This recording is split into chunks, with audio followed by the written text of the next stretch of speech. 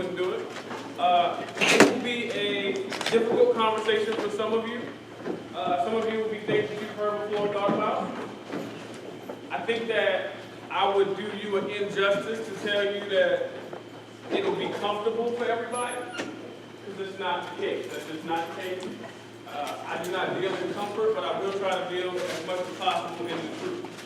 Okay? One of the things that I've found difficult,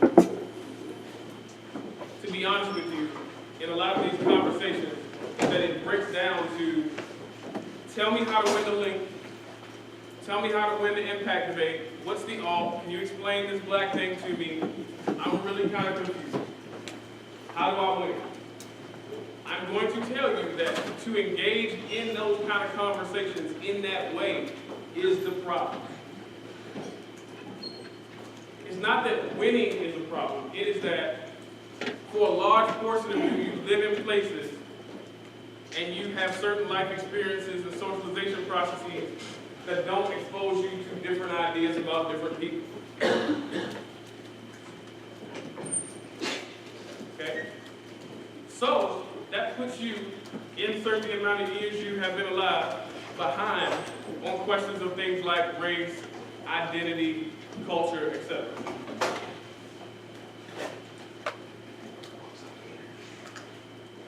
Okay? Now, a lot of the arguments that you are seeing now that make people successful in terms of race have a very specific history, affect you directly and indirectly, and are a part of your everyday life. None of you, regardless of where you are, where you go to school, any of that, live in a racial vacuum. Even if you go to a school that's all white, that's in view with the question of race. Does that make sense? Yes, no? It's okay, I'm just black, I'm not that scared. Okay, now. I'm not black, I'm OG. Okay, sorry. All right, now. So, when you think about these sorts of things, understand that it affects your day-to-day reality. Does that make sense?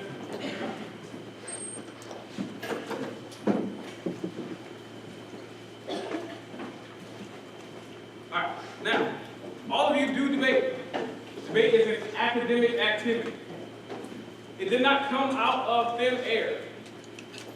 You did not just wake up one day, go down the street to your local UDL or go down to your school and come up with the fact that you wanted to do debate. It is an activity that was set up for you that has a very specific history. Okay? Now, how many of you have heard of raise your hand and keep it up high? And when I ask the next question, keep your hand up. So if I say, are you a debater? Raise your hand, and then when I ask the next question, keep your hand up. Okay? Make sense? How many of you have heard of Harvard? Nice. Keep your hands up. How many of you have heard of Yale? How many of you have heard of Rutgers? How many of you have heard of Dartmouth? How many of you have heard of Brown? How many of you have heard of William and Mary? Okay? You look around. I need you to know, all the schools I just named, built by slaves. Raise your hand if you, Georgetown, you too. Now, all of these institutions still exist right now.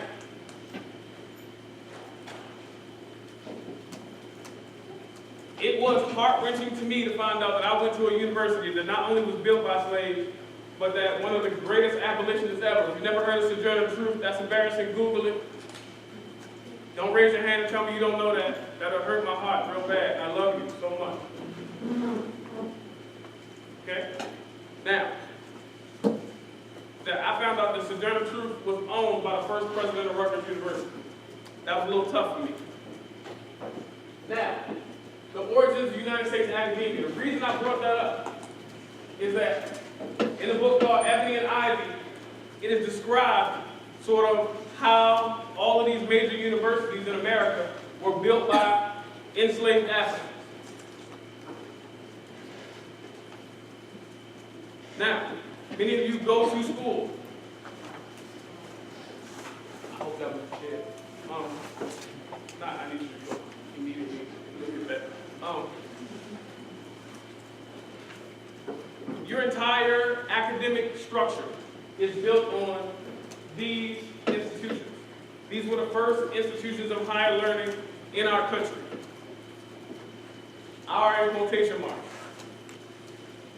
Okay? Now, in Ebony Ivy, Craig Stephen Wilder, who is the author of the book, talks about money for the purchase and sale of human beings, built the campuses, stocked the libraries, and swelled the endowment of American colleges. So from the very beginning, academic pursuit is linked to the enslavement of other human beings. Lowercase h. Sort of human. Okay? So, all of the things that you see, the recent the rest of the universities that have been built, all these other sorts of things, your lower school education, etc., have all been trickled down from this history. You are not innocent. It affects you every single day. You are living in the afterlife of slavery right now. If you've ever gone to a school, you too.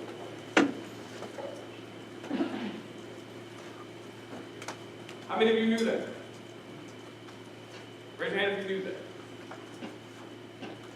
Shocking. Most of the hands that I see, people that look a little bit like me. Why do you all think that is? Help me out. What's your name? Ryler? That is very, yes. Where are you from, Ryler? Texas. My man. Okay, now, yes, understand that these ideas are purposefully hid from you. This is like a best-selling book. You've never heard of it. Write this down. I agree with Ben Carson. Write this down. Chris Randall agrees with Ben Carson. If y'all know who Ben Carson is, that should trip you out. Ben Carson said, if everybody knew American history, we would all join ISIS.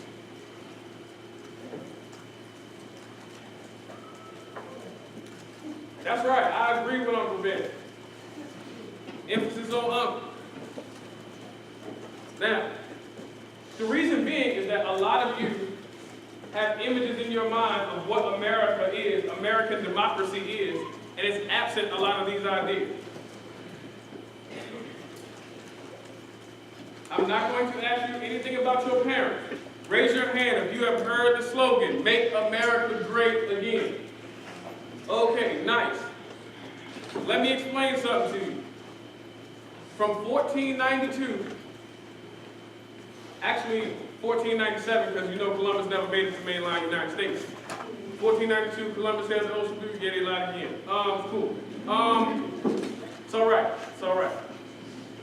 From 1497 until now, America has existed under one of several things. Either you're talking about colonization and genocide, where you see Europeans forcibly annihilating and removing indigenous populations. Raise your hand if you go to school in the United States. Raise your hand if you have ever had an indigenous person as a classmate. Look around. Now you're talking about a country that belonged to people, millions of people, and only a small handful of you in this huge auditorium have ever had an indigenous classmate. You know why? Because they got killed. All of you borders are artificial. None of it is a sociological fact. These land masses were not made into Texas and Alabama and Maryland, where I'm from, or Tennessee, Arkansas. None of that is the original name of places that you are off. All of those places had indigenous people that were from that are indigenous to that region. Almost none of us daily interact with those folks. So from 1497 to 2018, from 1497 to 2018, you're either talking about indigenous colonization, transatlantic slavery,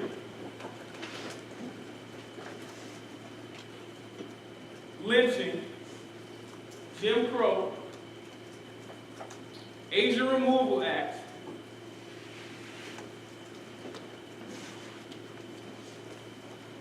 wars on drugs, etc. Women, we haven't even gotten to that conversation because they weren't even included in the Constitution, in case you didn't know. Or mass incarceration. So if you want to know when, I want to know the date. I've been asking people forever if somebody can give me an exact date of the day America became great, and I need the date that it wasn't great no more. I'm going to guess that for most people in this room and your parents, America stopped being great somewhere around 2008. That's good. Awesome. Somewhere around 2008, America stopped being great. Anybody know why? Huh? Who said Bush? How else for you? Yes. Who? Anybody else? Recession. Bigger. Obama, Obama, a black man in the White House. That's a good ironic conversation right there. Yes. Oh yeah. Yeah. That's to put something black in a White House is interesting. What's up with your face? You all right? You said what?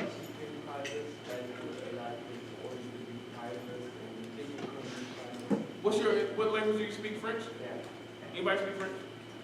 Can somebody translate? Can you translate? And tell her. That's good. I need something.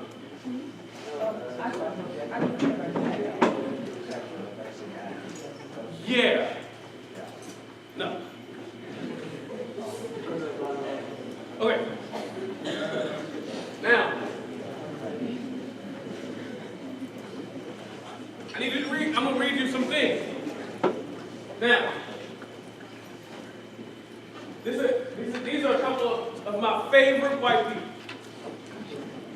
I love these two white people. One is Cotton Mather. Yeah, oh yeah, oh, Cotton is great. You have not, first of all, his name is Cotton. So if you black, somebody named Cotton, that's just great. You don't know why that's ironic. Hey, use some more reading. I can't help it. Right? He wrote an article called The Negro Christianized. Now, the reason why this is funny is that there were real deep, now understand this, this is not some jackleg, marginalized person. It's one of the greatest thinkers and theologians of his time. These were real conversations about whether or not God can hear the prayers of black people, or whether or not black people should be allowed to practice the Christian faith. Old Cotton said, you definitely should let your slaves be Christians, because then they'll be better slaves. Oh yeah. Oh yeah, you're cross too. Mm-hmm. Yeah. You okay? You all right? Okay, it's going to be okay, I promise. Don't do it. Don't do it. Okay. Now, listen to this. He's talking about black folks. They are innumerable. And if you would, after a reasonable manner, consider the plea which we have to make on the behalf of God and of the souls which he has made, one would wonder that they should not be irresistible. Show yourselves men, and let rational arguments have their force upon you to make you treat, not as brutes, but as men, these rational creatures whom God has made your servants.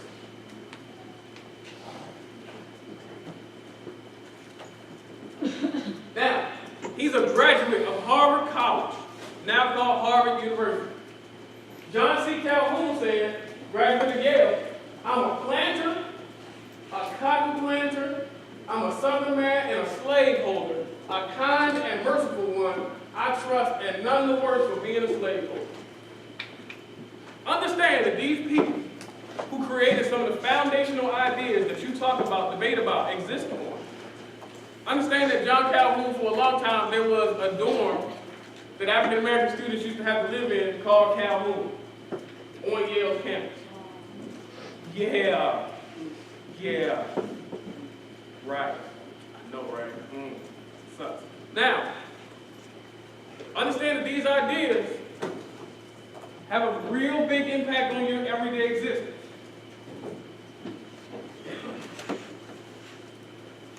All of you who debate, understand, Harvard and Yale, the reason I picked those two quotes out from those two individuals, Harvard and Yale will then give rise to what we now call debate.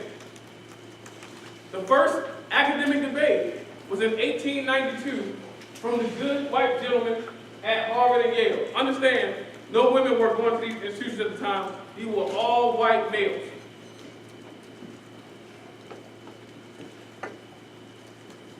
African Americans did not get into debate until 1909, and it was between Morehouse College and Talladega College. Black people and white people didn't start debating until the 1930s. Anybody seen the movie Great Debaters? Right, Wiley College had a debate with Oklahoma City University in 1930, and that was the first time black people had ever debated white people. So understand that race, racism, anti-blackness, all these sorts of ideas are part of the very genesis of your activity. You all are standing on the shoulders of racist giants. It's a part of what you do.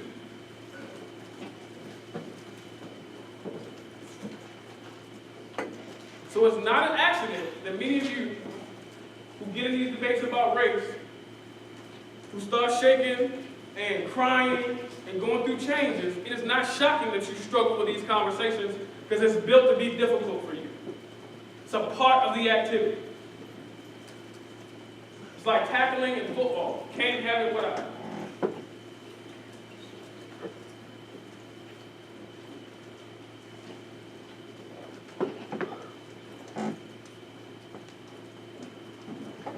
Now, this is Hobart Jared. Unlike the great debaters, this is one of the actual debaters who were in the movie. On the actual team, not in the movie stuff. This is an article from 1935 in the Crisis magazine, a magazine started by a person named W.E.B. Du Bois. Have not heard of him, do some Googling. I can't help you.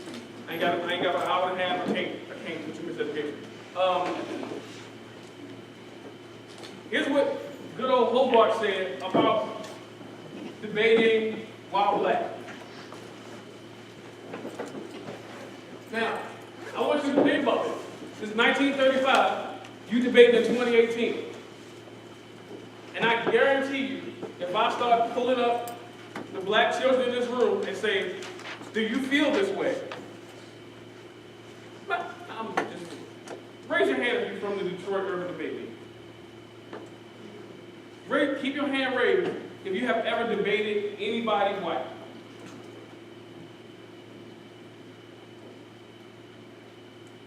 Tell me your name in the green. In the green? You're wearing green. Takara. Takara. You debated somebody white?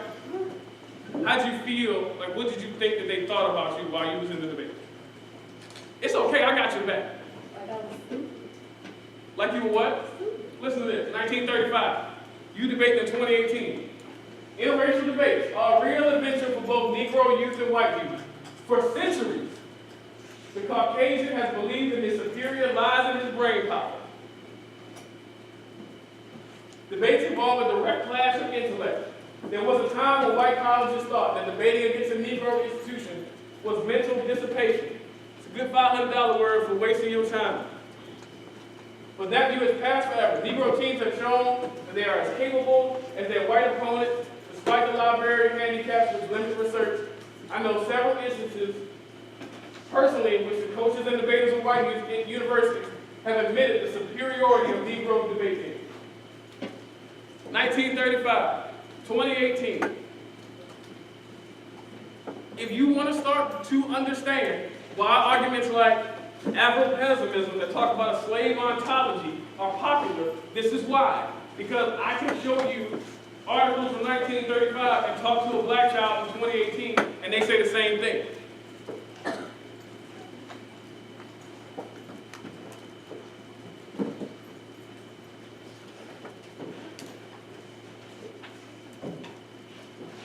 You do not have these arguments in a vacuum. These arguments exist because people are having these daily experiences.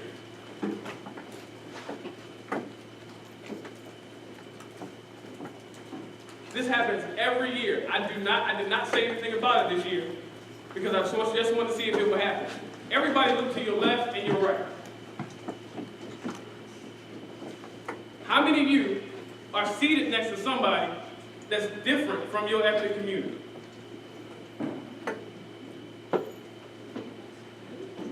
Now, I could walk out and point and be like,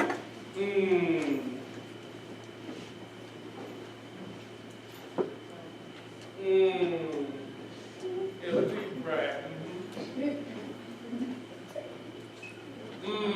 Look at you. Look right there, bam. Yeah, right there.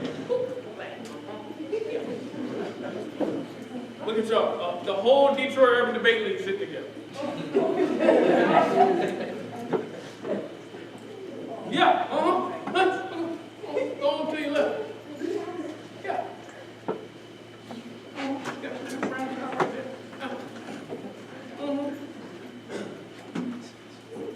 You all instinctively segregate. I ain't got to say nothing. You do not interact racially together at all. That is a part of your psychological training. I say America is not a melting pot, it's a salad bowl. Yeah. You in the same bowl, but y'all do not mix. That's right. It's lettuce and tomatoes in there. But they do not mix. You might put some white dressing on it. Call it democracy. Yeah. Okay. Now, Iceman Cummings. Nice. I showed you race and debate so that I can show you. Now I'm going to show you how all this happened. Here's just some good days. Columbus, land of the Caribbean. Never got to America. Don't listen to the blues. John Cabot lands in what we call Newfoundland or Canada in 1497. Ponce de Leon becomes probably the first European to get to America. That's in 1513. Amerigo Vespucci, where we get the name America. 1529. First colonies get set up in the 1600s. Okay? So the first time this immigration stuff started happening is right around the 1400s. And from the time that they get to the quote-unquote New World, the Americas, Europeans start liking it a lot. They start saying they're discovering things. Now, I don't know about you, but if somebody goes discover my laptop right now, I'm going to be big mad. You all right? With the beats on you? You good? Okay, don't do it, please. Please don't call your mama. Y'all laughing because you felt that. You like, oh, my mama. All right, okay, now, settler colonialism. The good Dr. Jensen explained this to you the other day for those who were present. I like this definition of settler colonialism. It's when settlers come and they take everything that's already there and put themselves there. Culture, religion, ideas, etc., etc. You have a question? You good? That's all you need, all right? Feel free to jump in anytime, it's okay. I don't like the Eurocentric education thing, just talk to me, it's okay. Now,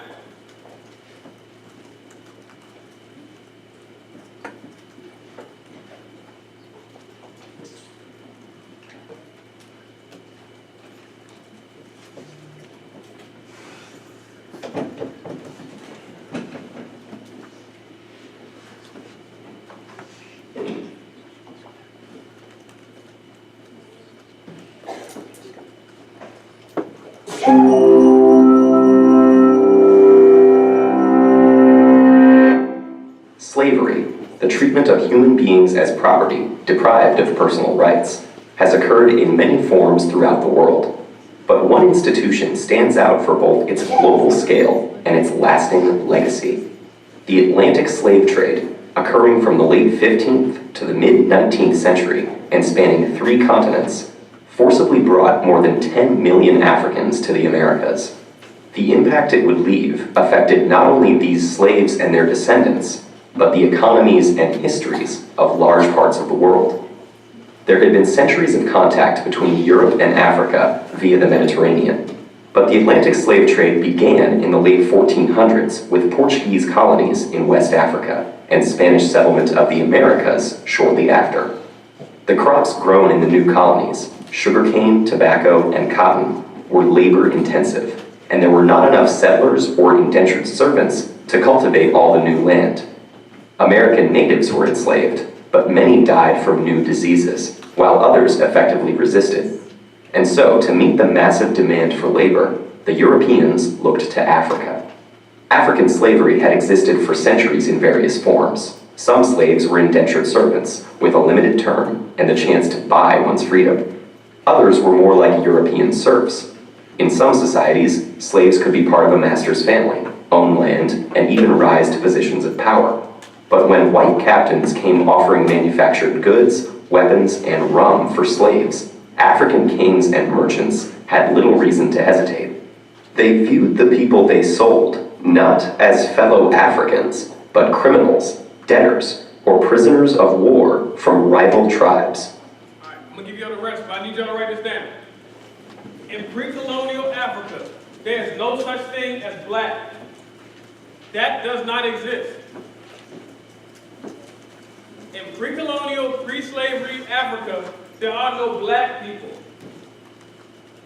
There are Yoruba, there are Igbos, there are Kemites, there are Fulani, there are Twi, there are Fulani. There are all these different Zulus, etc. There are all these different ethnic groups. There's no such thing as black.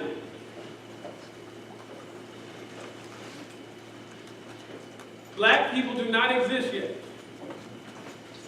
Has anybody heard the term African American? It's okay to raise your hand. You've never heard that? Huh? I'm talking to her. What's your name? Jack. I can't. No, too childish. What's your name? Audra. Why'd you hang your hand over here? Audra. Where you from, Audra? You from Chicago, Audra?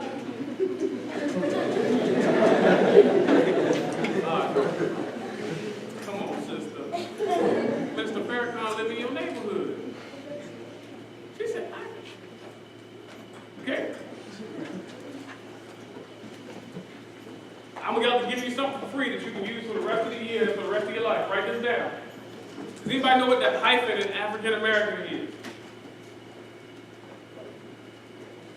Anybody know what it stands for? Huh?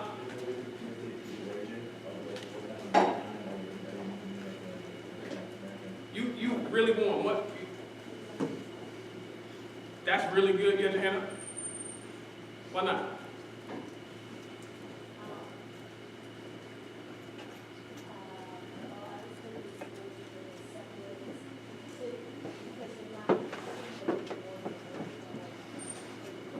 Right. Yes. Tell me your name. Timmy. Huh? Sort of, yes. The difference between African and African Americans, because we're not used as African, we're used as all Facts, yes. American of African descent. That's good. Let me give you something for free that's going to get you another 0.5 speaking points, maybe a whole 1.5. Put it in your pocket, carry it with you. The hyphen in African American is the middle passage. You say that in a speech, somebody, liberal white person, going to be like, oh, you think so smart? Yeah. That's right. It's okay. There are liberal white people who judge the base. It's okay. Why y'all act like y'all don't know? I don't got to point none of them out in this room. Wait, anyway. Yeah. It is the middle passage. You get on the boat as part of all these different ethnic groups, you get off black. It's the removal of all that cultural stuff.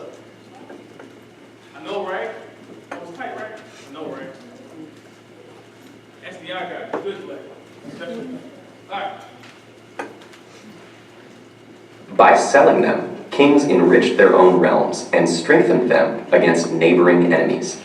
African kingdoms prospered from the slave trade, but meeting the Europeans' massive demand created intense competition. Slavery replaced other criminal sentences, and capturing slaves became a motivation for war rather than its result. To defend themselves from slave raids, neighboring kingdoms needed European firearms, which they also bought with slaves.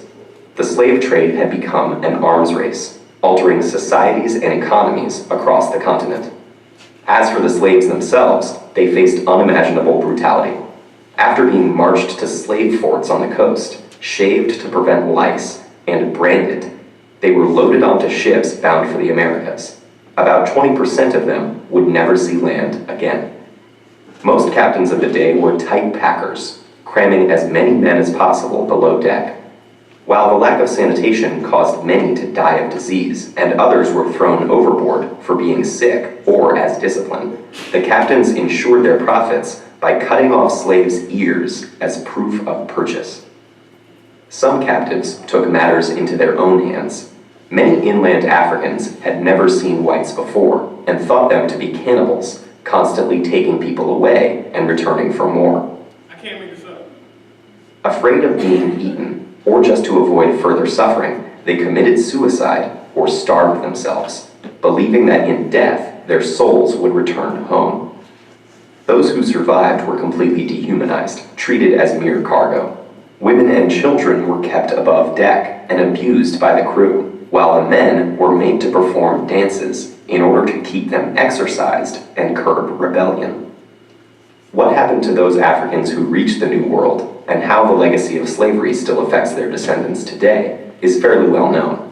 But what is not often discussed is the effect that the Atlantic slave trade had on Africa's future.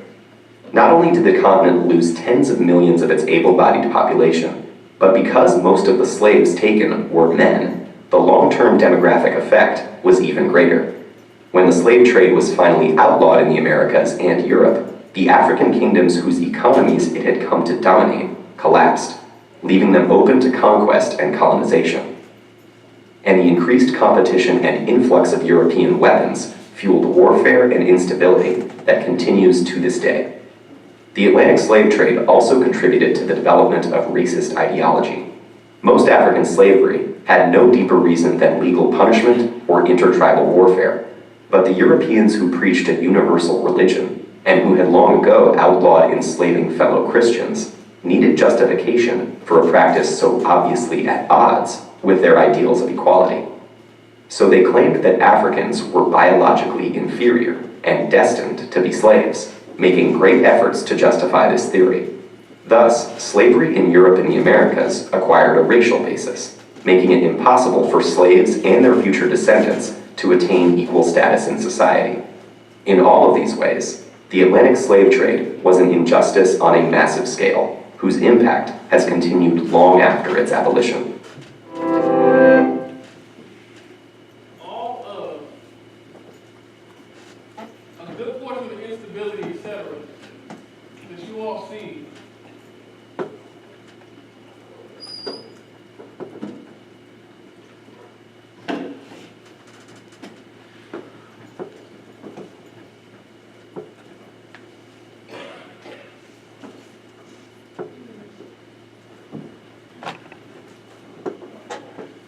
portion of the instability that y'all see in Africa have that origin as a place. You all right, buddy? What school you go to? No, what school you go to? St. Mark's. Where's my money at? Money in here? No. You know what? You know you've been sleeping there about it? Yeah, in the front row. The front row. And you from Texas? So how should I interpret this? You're not sure? What's your name? Samir? Really know. I want y'all to know that Samir's behavior here is indicative of why these debates are so hostile. Because most of these kids who are from places like Detroit, Baltimore, where I'm from, New York, certain areas of California, Chicago, assume that you do not care about their history. You do not care about their oppression. It's an easy sell for me as a coach to the communities to say, you know what, we should just go in here and wreck these folks because they think you're not smart, they find you irrelevant, they find dealing with you a waste of time. Let's go in here and get these hot dogs. I want you to know you are not the first St. Mark's debater to sit in front of me while I'm talking about race and give this lecture. Do you know that there was a St. Mark's team that did exactly that? You trying to tell you how the season ended for them? I had 2 Lincoln Douglas debaters. We debated them in the Barclay Forum. You all's team was the number 3 team in America. I told them what athlete was going to read. I said, because you was asleep, here's what athlete going to read, you're going to lose. Do you know we broke a new ad, we read a plan, they didn't think we was going to read a plan? Do you know, in front of 3 esteemed judges, that you all went for a framework against a policy act and lost? To 2 Lincoln Douglas debaters in their second policy debate ever, their second policy tournament ever. And now I got bulletin board material. Because when we debate St. Mark, I'm going to say, boy, Samir.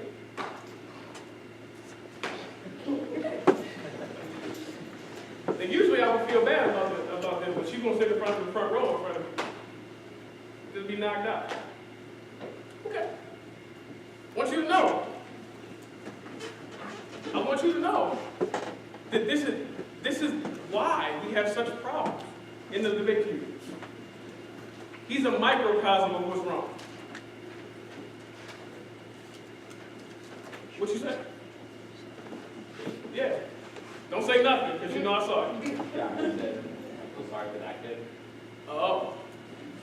Why you feel sorry for him? Because he's been called out. I mean, not because he didn't do anything wrong, but because he's still somewhat.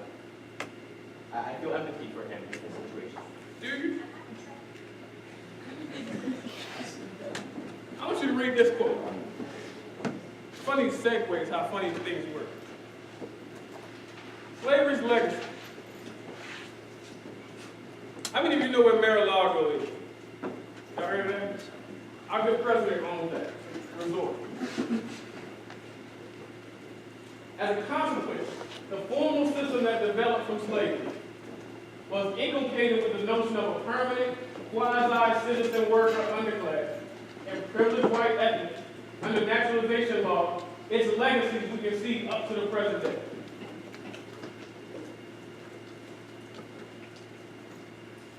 So all these social relationships, where there's notions of privilege, we comfortable with people coming if they're going to do labor, they have a history.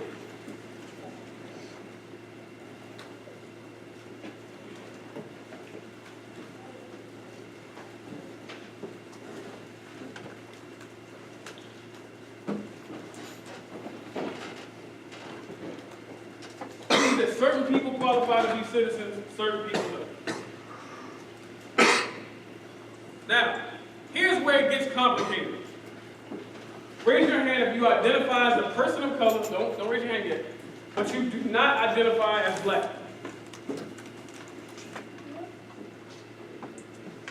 Now, this is where it gets tricky. You don't identify as black?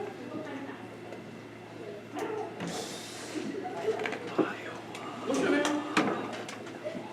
You from Detroit? Where you from? You gotta talk. You have a heart to heart. Me and you and God.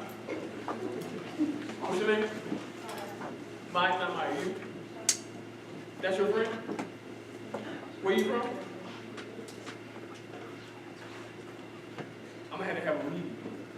Me, you, God, black people. Not the white one. You have to change it. We have people. Yeah. That's so interesting. I don't have time right now. So don't tell me your name again. Mayo. Awesome. Okay. So much there. All right. Mayo.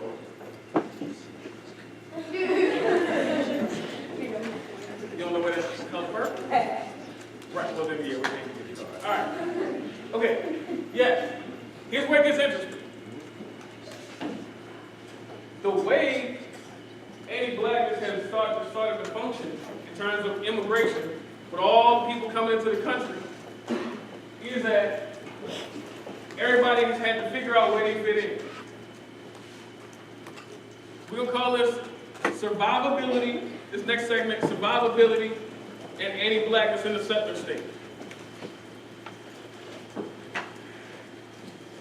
This person is Dr. Carla Pratt. She is now the dean of Washburn Law School, I believe. But at the time, when this article that I'm about to tell you about, she was a professor of law at Penn State University. Okay? Now, when I say survivability, it is how can I ensure the best life for me and mine with a relationship to the world that I live in, the circumstances that I'm in. Okay? I wake up one day, I realize I moved to this colonial spot. How can I get mine? Where do I get mine? How do I get mine? Jay-Z said it this way: you can't knock the hustle. Ain't never heard that song? Google it, can't help it. Ain't got time. Now,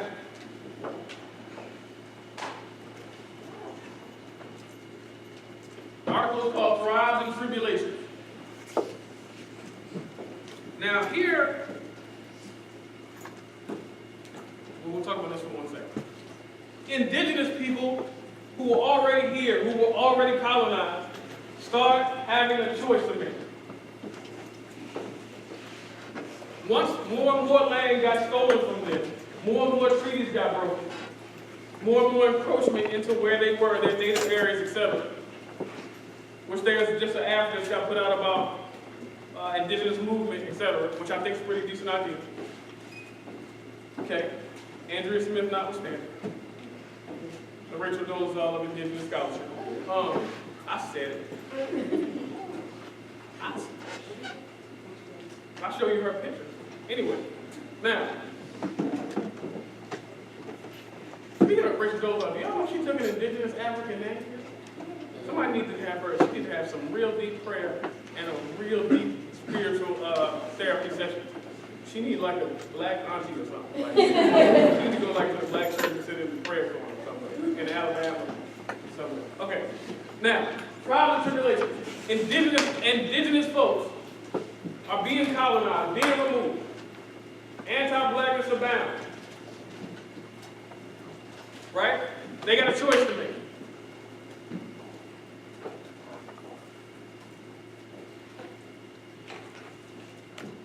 Here's what happens.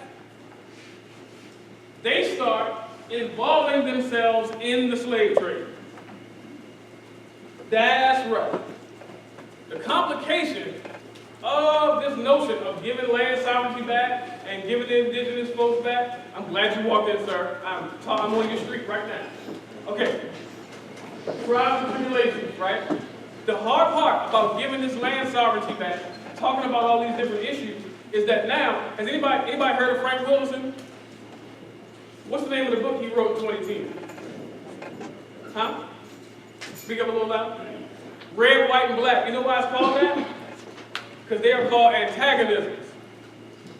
Things start getting real complicated when oppressed folks start oppressing each other. It's real easy when you're mad at somebody of the oppressive class that's white.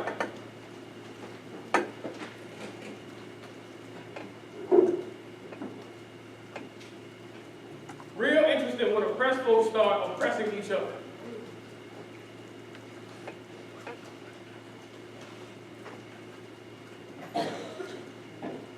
Indigenous folks start owning slaves, buying slaves. About 3 years ago, there was this whole big thing, this whole snafu where the Cherokees were kicking out their black members. Because they weren't completely Cherokee. So when you start talking about give the land back, settler colonialism, they wasn't innocent.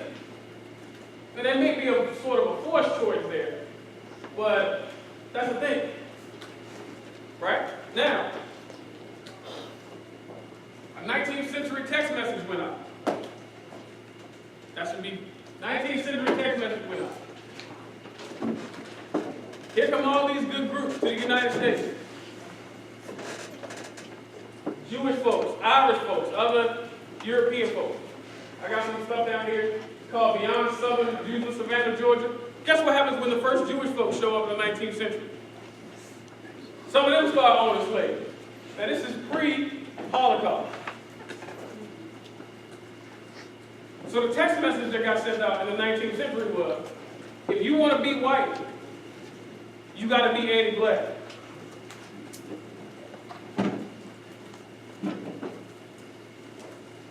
And that text message got sent out, it has been getting sent out since. Which is why you have Arab communities who are anti-black. You got brown Muslim communities of Indian folks who are anti-black.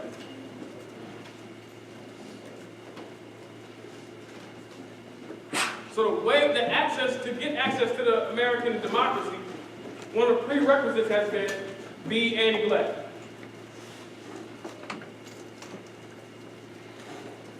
Okay?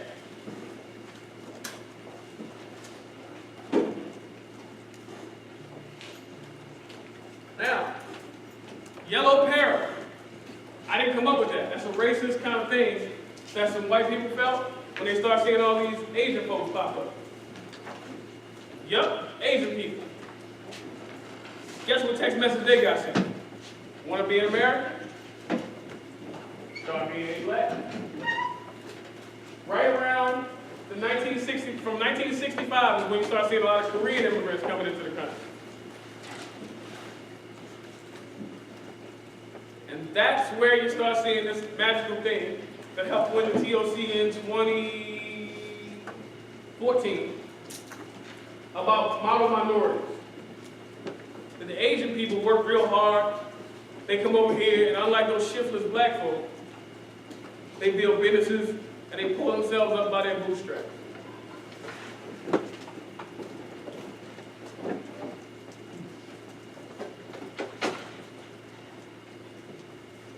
Now, you all can't see this quote, but the title of the slide is called "The Hate That Hates Producers." Let me explain it to you.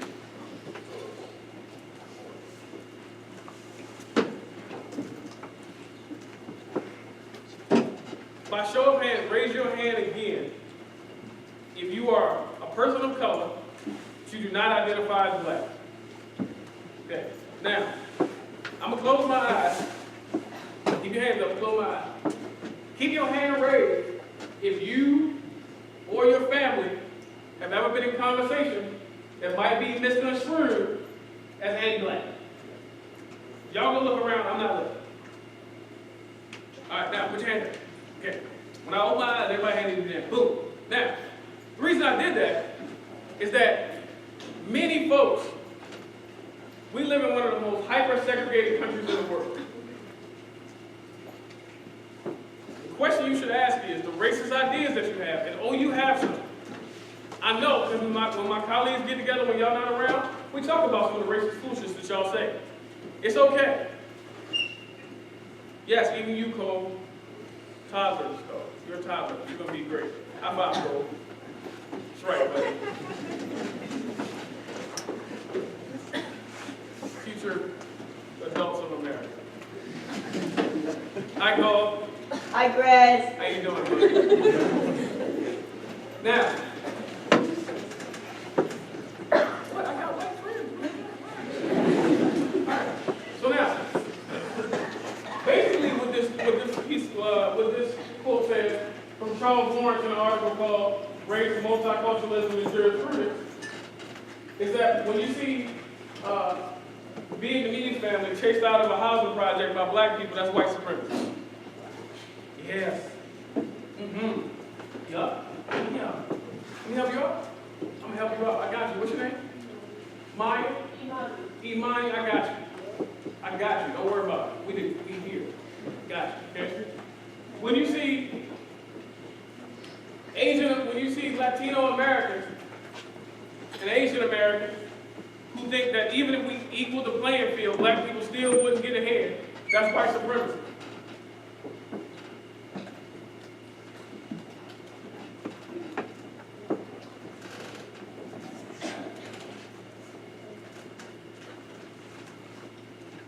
The reality is, when you start seeing African Americans supporting anti-immigrant stuff, that's white supremacy. Let me help you out. You need my help, you mind? I got you. Got you. You and I must make it past where there's love. We'll be glad. It's okay. All right, now, what I mean by that is racist ideas are marketed to you and to your community. And they start off as byproducts of white supremacy.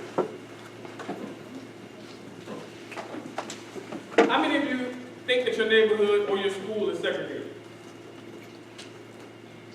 Now, if that's the case, how do you know so much about people who don't look like you? Yes? Maybe You think? Absolutely, yes. The internet, yes. Your teachers, yes. Adults, awesome, yes. Debate competition. What makes you say that? Well, if your school is segregated, you need other schools. And therefore, those other schools might have populations in that school, therefore you will know more people. So how you get racist ideas out of that? You trust me, you're not by yourself. What's your name? Arush. Arush, trust me. People in here think racist stuff. Don't tell them.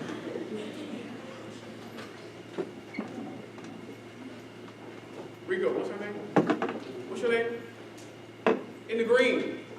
You look behind you one more time. You're the only one wearing green in the whole area. What's your name? Huh? Takara. Takari? Takara. Takara? Like the model? You fine.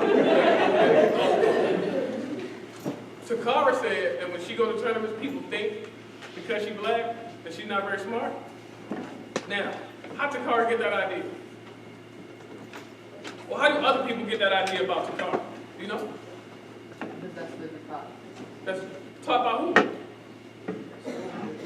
Out of the thin air, the oxygen just come and tell you, black people ain't smart.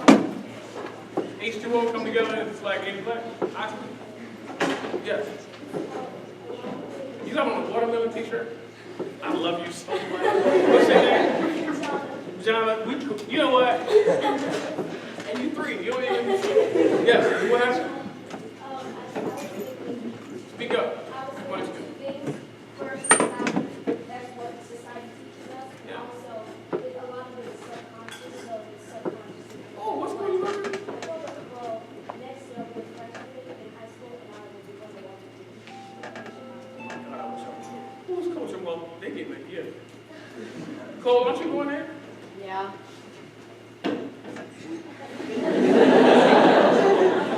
I'm just saying. What grade are you going to the ninth grade? Cole! Stay middle school. elementary school. Cole! I feel like I'm in an episode of Martin. Cole! Come on, Cole!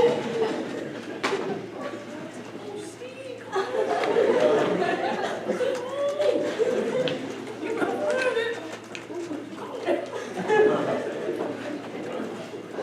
Hi, Cole. Hi, Greg. What's up, man? All right. Yes, a lot of the things that you know is marketed to you. Has anybody seen the show Power? That's your show, ain't it, mine? What does Ghost do for a living? He sells drugs. Anybody seen Empire? Yeah? Imani, what do Lucius do for a living? He used to sell drugs. Anybody heard of Lil Pump? What he rap about, Imani? Drugs! Oh, are we seeing a pattern? Yeah.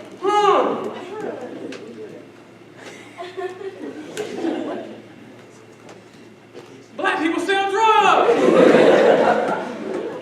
Now, some of you do not have one black friend, do not worship at a black mosque, synagogue, church. Ain't never had a slice of watermelon. We'll talk about it later.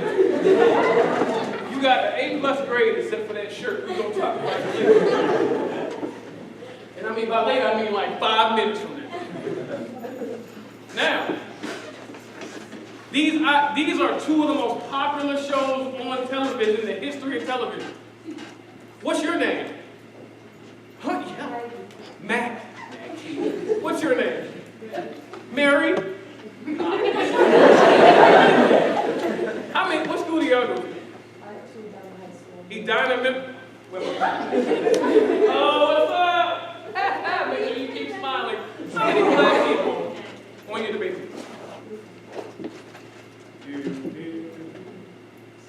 Huh?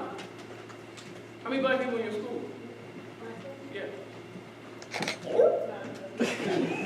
Ragged? So how do you know what you know about black people? Because you know some stuff. Don't lie. I got your people. Hey, Hayden, I'm talking about your people. Adonis, right here in the front row, baby. Yep, on blast. Yeah. So how do you know what you know about black people? So there's no black people in the school. But your parents tell you stuff about black people.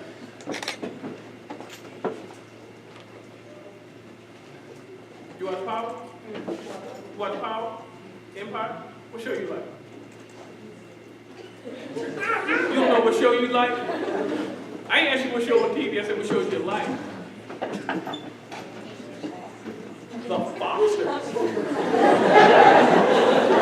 Do they have any black characters on the Foxers? I don't know. What do they do? They're in high school.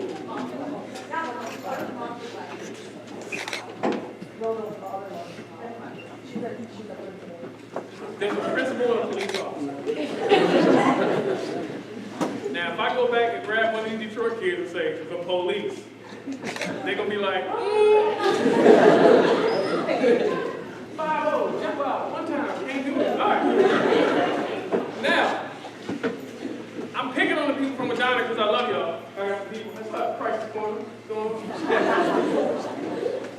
But the reality is, we all know something about people who we don't look like that don't have nothing to do with us.